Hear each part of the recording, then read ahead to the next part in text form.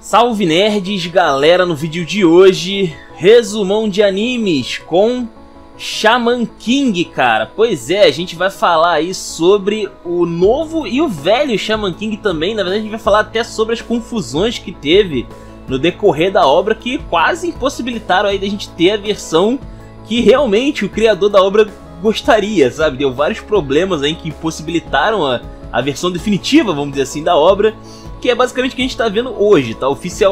Extraoficialmente, essa é a versão oficial que a gente tá vendo aí no anime também, tá? E tem um mangá novo também saindo, que eu vou falar tudo a respeito aqui sobre a obra, porque é tudo junto, tudo se mescla aqui, tá? Vocês vão entender quando eu começar a falar.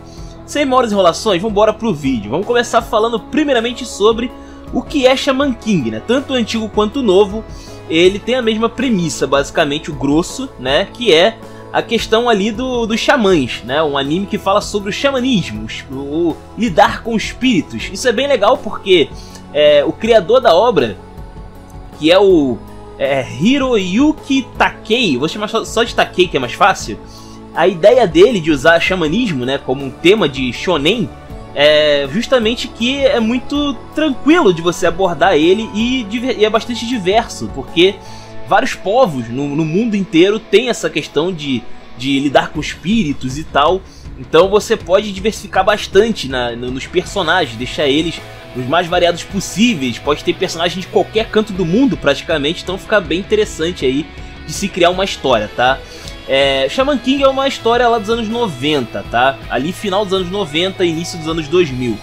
E basicamente na obra a gente tem aqui o Manta Yoyamada, ele que é um garoto que ele tava cortando caminho ali, né, passando por um cemitério, e acabou encontrando um personagem curioso, que é o You Asakura. Ele que ele é um xamã, ele tem a habilidade ali de se comunicar e de manipular também os espíritos, né? E ele acaba criando amizade com vários espíritos ali no decorrer da história. E acontece que nesse universo existe um torneio que é o Shaman Fight, e o vencedor vira o rei dos xamãs. Esse cara tem praticamente aí, seja lá quem for o rei xamã, vai ter poderes absurdos, praticamente um deus na terra, né? Então eles têm que basicamente impedir que pessoas mal encaminhadas assumam esse posto, ao mesmo tempo que o Yo vai ter que lidar ali com diversos oponentes poderosos e diversos espíritos também muito poderosos, né? Isso é bem legal, porque ele na companhia dele, né, a gente tem ali o Amidamaru, que é um espadachim que morreu, que é muito sinistro, e ele é um dos principais espíritos ali que ficam ajudando o Yo.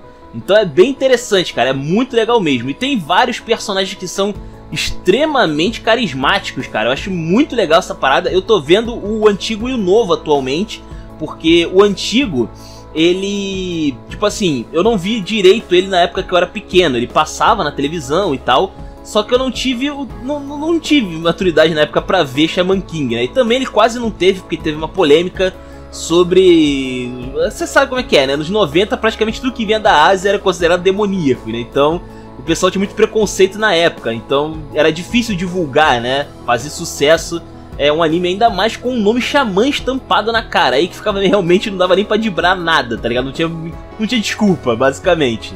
Então hoje em dia tô vendo ele, né, completo, e tô vendo a versão remake aí, o reboot, né, da obra, que eu já vou falar a respeito sobre esse negócio de remake. E basicamente, cara, ele realmente tem algumas diferenças aí bem interessantes, tá?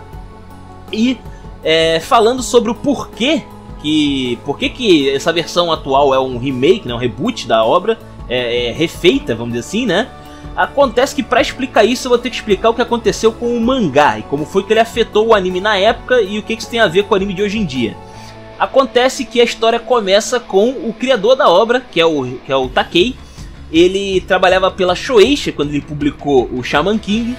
E acontece que era uma época difícil ali, final dos anos 90, tinha algumas publicações que estavam nascendo já naquela época, que estavam fazendo um certo sucesso, e mesmo assim ele conseguiu emplacar ali o Shaman King, ele conseguiu fazer uma história ali que atraiu um público legal para a editora.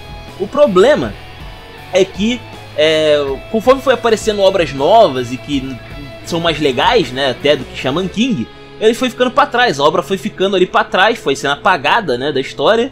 E acontece que a Shueisha deu um ultimato para o Takei. Olha só, conclui aí o Shaman King nos próximos 8 capítulos, mais ou menos. E é isso, a gente encerra por aqui as atividades. Só que o Takei, ele não queria que terminasse de maneira abrupta a história, então ele continuou fazendo como se nada tivesse acontecido.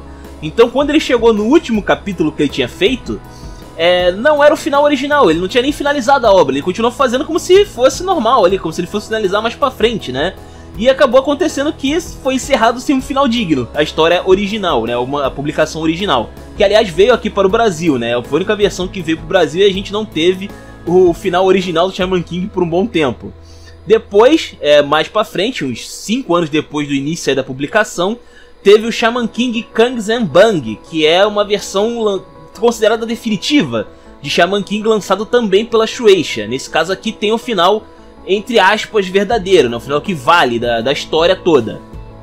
Mas, ainda assim, foi bem estranho, né? Pra você ver como é que foi estranho aí o lançamento do mangá aí por parte da Shueisha, né? Takei teve algumas complicações aí. E isso afetou o anime na época, porque o anime ele não foi finalizado, né, junto com o mangá. Já que o mangá não teve final, o anime ficou devendo também essa parte. Então tem até o produtor que ele fala, né, o produtor da época, que é o Seiji Mizushima, ele que foi produtor do anime na época. Ele fala que mais ou menos da metade pra frente do anime, a Shueisha exigiu que eles finalizassem, desse um final para o anime, ou seja, eles não esperaram que o mangá futuramente fosse concluído, não. Eles simplesmente mandaram os caras concluir o anime de qualquer jeito. É meio bizarro isso. Enfim, pra você ver como é que é estranha a coisa aqui a história do Shaman King. Bom, isso fez então com que saísse 64 episódios na versão do anime, e não era exatamente o final exato que o Takei desejava, né? Inclusive ele saiu da Shueisha um tempo depois, ele foi pra uma, vamos dizer assim, para uma concorrente, né, que é a Kodansha. Só que acontece que a Shueisha, ela reteve os direitos do Shaman King, ela não quis passar, né, deixar o criador levar os direitos da obra com ele, e a história ficou meio que num limbo, onde basicamente ninguém podia finalizar a história devidamente, né, como gostaria. Então acabou ocorrendo aí que por muito tempo Shaman King não teve esse final definitivo.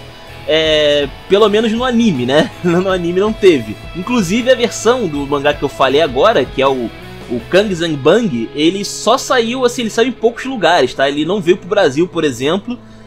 A gente só teve a publicação original, que era não finalizada. Então por muito tempo a gente não teve um final realmente no mangá de Shaman King aqui no Brasil, tá? Você tinha que pegar por fora aí de algum jeito essa versão aí mais nova, né, que teve.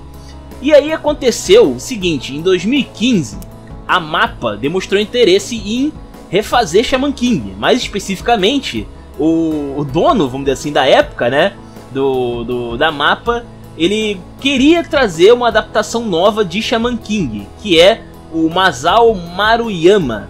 O problema é que teve uma treta ali entre ele e o Takei, porque ele queria mudar totalmente o Shaman King. Ele queria trazer o Shaman King com uma versão 110% modernizada.